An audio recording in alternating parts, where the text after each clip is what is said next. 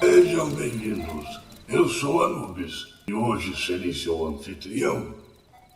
É hora de conhecermos mais um daqueles relatos perdidos da internet 1.0. E a história de hoje se passa em um orfanato na década de 70. Naquela época, um garoto chamado Nelson teria presenciado algo assustador e ao mesmo tempo comovente. Me custou muito achar esse relato, pois este é daqueles que ficam engavetados no mundo digital, em lugares e fóruns que nem sempre o Google se lembra que existe. Por isso, espero que ouça atentamente e aprecie. A minha história começa há muito tempo atrás. Eu fui uma pessoa privada de grandes privilégios na vida. Hoje em dia, é claro que isso não me machuca mais, porém, é difícil apagar da memória que eu cresci sem pai e sem mãe. Sim, eu nunca conheci meus pais, eu fui criado desde os 2 anos de idade em orfanatos. O primeiro orfanato que conheci ficava em Minas Gerais. Eu fiquei ali um bom tempo, até que ele acabou sendo fechado. Então, fui para um outro orfanato diferente que ficava no interior de São Paulo. Eu não me recordo exatamente qual a idade que eu tinha quando fui transferido, mas sei lá, talvez tivesse uns 8 ou 10 anos naquela época. Das muitas pessoas especiais que conheci na minha vida, 2 delas estavam nesse novo lar para o qual fui transferido. Eram 2 garotos. Um se chamava Joãozinho, e ele era um menino bem magricela, que assim como eu era negro, porém a pele dele era bem mais escura que a minha e ele tinha uns dentes que brilhavam feito pérolas. A outra pessoa, também um garoto, se chamava Claudinho. Sim, em orfanatos todo mundo é inho ou inha. Ele tinha olhos e cabelos castanhos bem escuros. Era bem pálido e o seu rosto era todo cheio de sardas, parecia que estava enferrujado. Desde a minha primeira semana nesse orfanato, eles se tornaram grandes amigos. Ali haviam outras crianças, é claro, talvez umas 60, eu não sei, mas esses 2 foram legais comigo e sempre que possível estávamos brincando juntos. Alguns meses se passaram e o local foi começando a se tornar familiar. Embora eu estivesse ali trancafiado, era sempre bem tratado. Tinha hora de brincar, hora de comer, hora de estudar e hora de ver TV. Bem, foi justamente uma dessas horas que eu jamais esquecerei. Era tarde, tinha uma série que passava na TV e se chamava Ginny é um Gênio.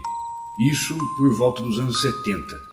A gente sempre assistia e nesse dia, eu e o Joãozinho e mais algumas outras crianças estávamos vendo TV. Era isso que estava passando.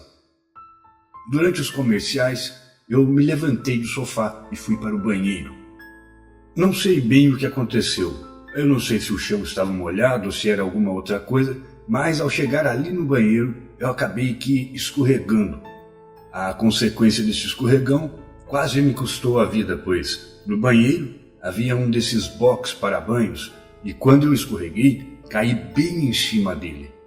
O box se quebrou e aquele plástico dele cortou a minha barriga.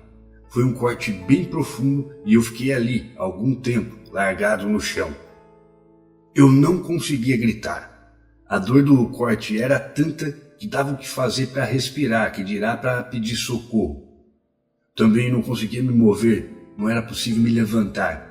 A minha visão então começou a ficar turva e naquele momento pensei, se Deus existe, seja lá quem ele for, por favor, poupe a minha vida, eu não quero morrer aqui. Bem nessa hora eu percebi que havia alguém chegando. Era o Claudinho. Ele entrou e me viu caído ali no chão todo ensanguentado.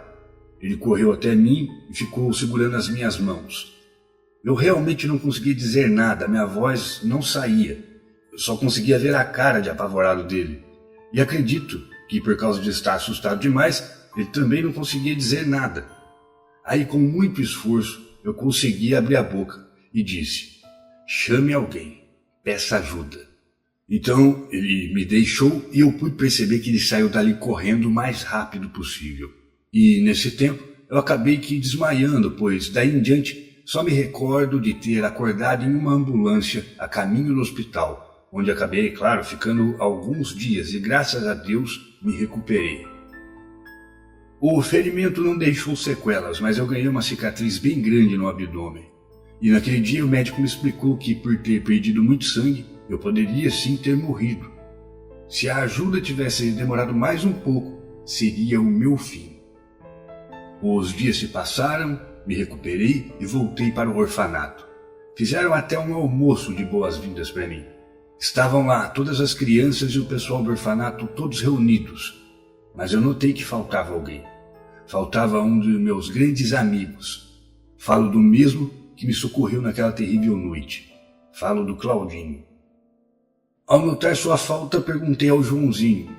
Então ele arregalou os olhos e me contou o seguinte. Ele disse bem assim: olha, Nelson, eu não sei porquê, mas aquele dia em que você se machucou foi a última vez que eu vi o Claudinho.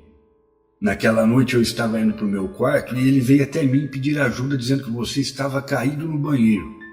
Eu então corri até você e comecei a gritar, foi o que eu pude fazer na hora. Eu fiquei apavorado. Aí a tia do orfanato veio e junto de outras crianças, o pânico tomou conta do local. Eu fiquei espantado pelo Joãozinho dizer isso, então eu perguntei mais uma vez, mas como assim? O que é que está acontecendo? Para onde ele foi? Como assim não viu mais ele? Nunca mais viu ele? Isso é impossível. Então ele olhou para mim e respondeu: eu não sei, mas a tia me disse para a gente parar com esse assunto. Ela acha que estamos inventando histórias e disse para mim que ali no orfanato não tem nenhum Claudinho.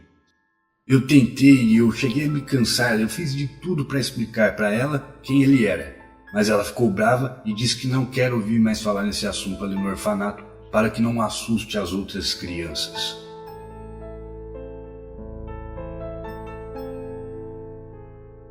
Daquele dia em diante as coisas começaram a fazer sentido, pois eu nunca vi o Claudinho se envolvendo com muitas das outras crianças. Ele só aparecia mesmo quando eu e o Joãozinho estávamos juntos. Demorei para compreender, afinal eu era apenas uma criança. Mas hoje eu enxergo toda essa situação de uma forma distinta. Para mim, o Claudinho era uma espécie de anjo ou qualquer coisa do tipo.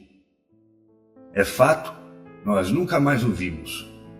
Até mesmo o próprio Joãozinho.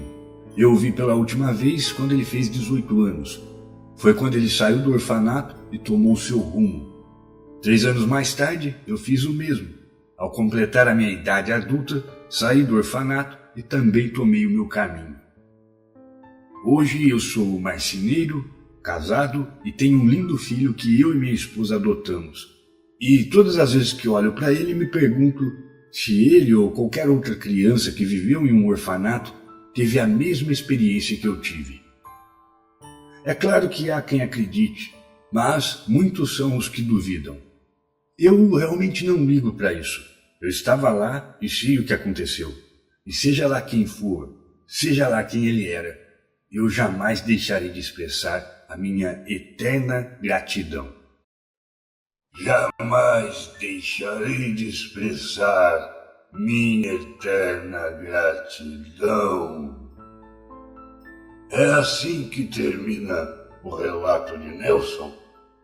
Toda essa história me fez pensar em muitas coisas e acredito que é algo que também lhe deixa intrigado.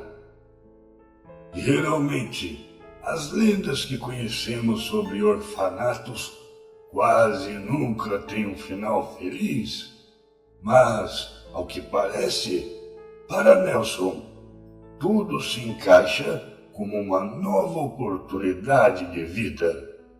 E com isso, pergunto: naquele dia, quem realmente teria salvo o menino em apuros? Será que alguma entidade sobrenatural misericordiosa estaria zelando pelo bem-estar de algumas crianças nesse abrigo? O que pensar de toda essa história, hein? Conte aqui para mim nos comentários.